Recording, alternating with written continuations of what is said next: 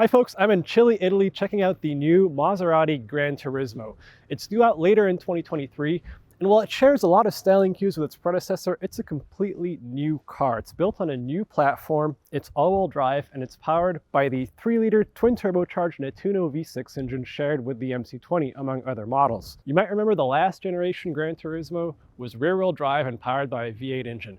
Downsizing from a V8 to a V6 is not very sexy on paper, but it's got a lot of advantages. First, the Nettuno V6 is more powerful than the outgoing V8. It makes 490 horsepower in the base Modena, which is this one, and 550 horsepower in the Trofeo. Second, the V6 is lighter than the V8, and engineers positioned it closer to the firewall, which improves weight distribution and handling. And this packaging solution also allowed designers to give the GranTurismo this very long, low hood.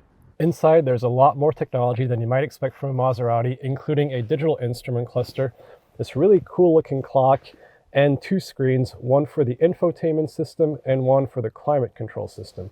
And even though this is a coupe, it's got 2 actual seats. You could probably fit 2 average sized adults in the back, and it's got a decent sized trunk. So is the coupe segment really dead? Cast in this light, I would say no.